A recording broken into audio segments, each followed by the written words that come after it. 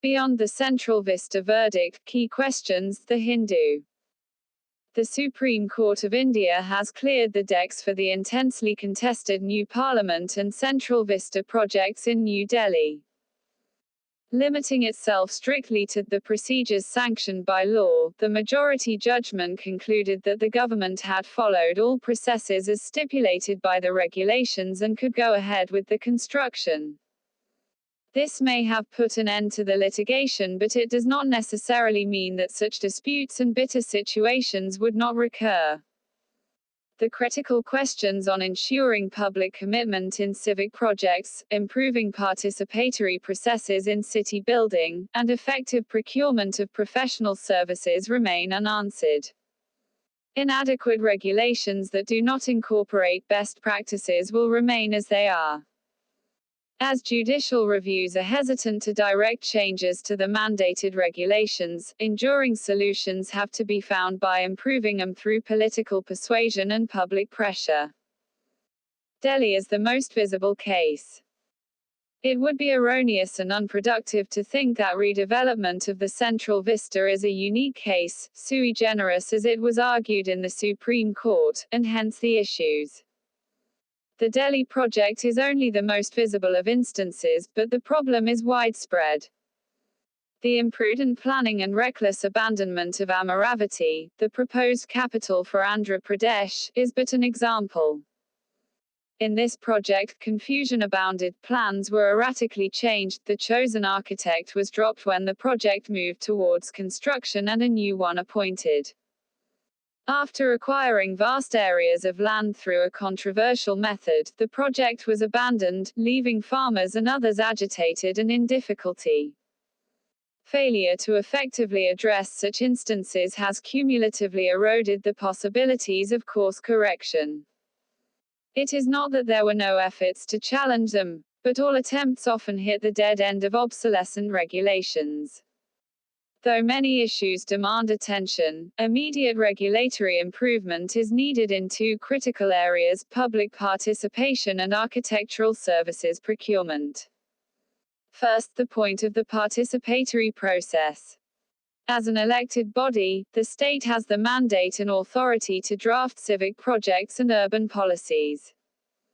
While there is no argument on this, citizens often challenge the claims that they are unalloyed in the public purpose. The flip-flop over the Amaravati project, where two elected governments made reckless decisions, is a case in point. Accountability factor. As political scientists have explained, most governments ensure that whimsical agendas do not drive public projects by institutionalizing horizontal and vertical accountabilities.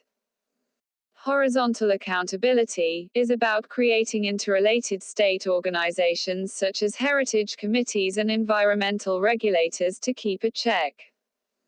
Vertical accountability concerns citizen oversight, which currently is limited to elections.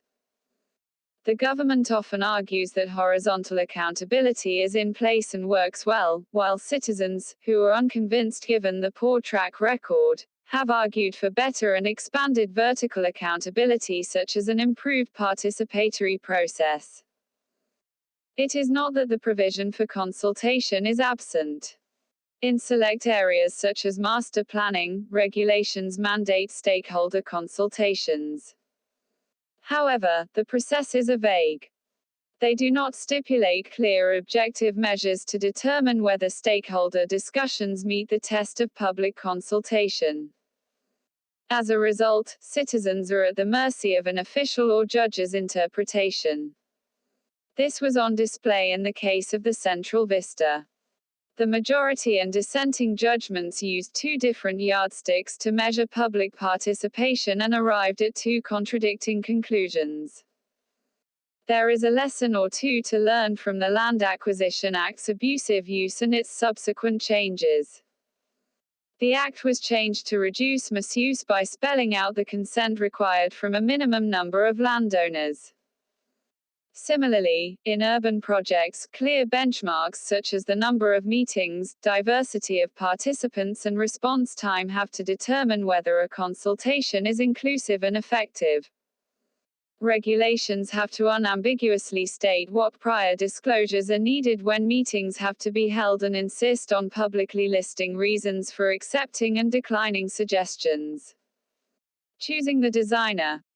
A second regulatory change is required for choosing designers for public projects.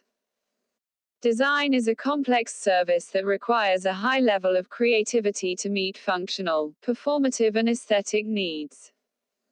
It has a significant bearing on creating public assets and judicious use of taxpayers' money. Poor choices disastrously impact downstream construction activities, building use, city functioning, and value for money.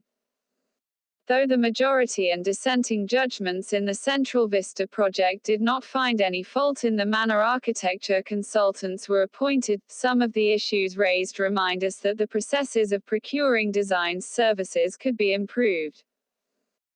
Barring a few instances of open competition, which is an ideal way to choose from a larger pool of solutions, the state follows the alternative method of closed procurement.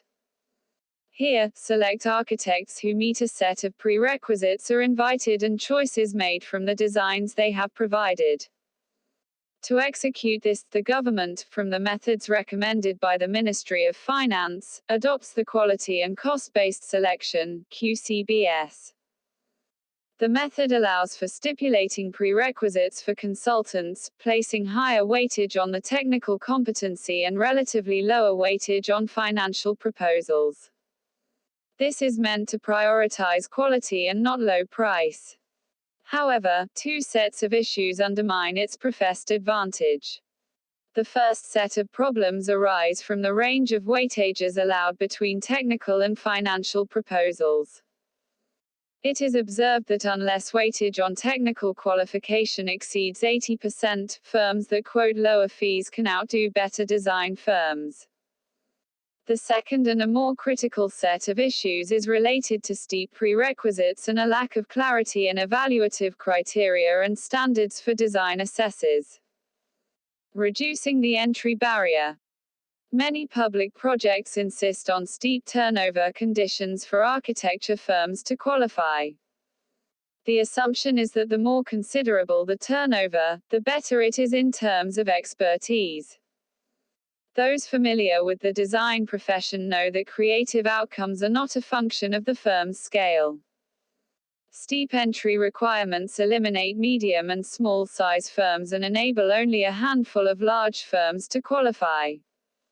This detrimentally reduces the pool of choice. Going forward, where open competitions are not possible, the next best alternative is to mandate a method that reduces the entry barrier. In this regard, one could take cues from the suggestions made by the Architects' Council of Europe when it faced a similar situation. It advocated dropping turnover requirements and laid an emphasis on qualitative selection criteria. Second, professional services could be disaggregated into design services and project development and management, thereby enabling better design focus. Third, weightage placed on design value has to be unambiguously clear and fixed.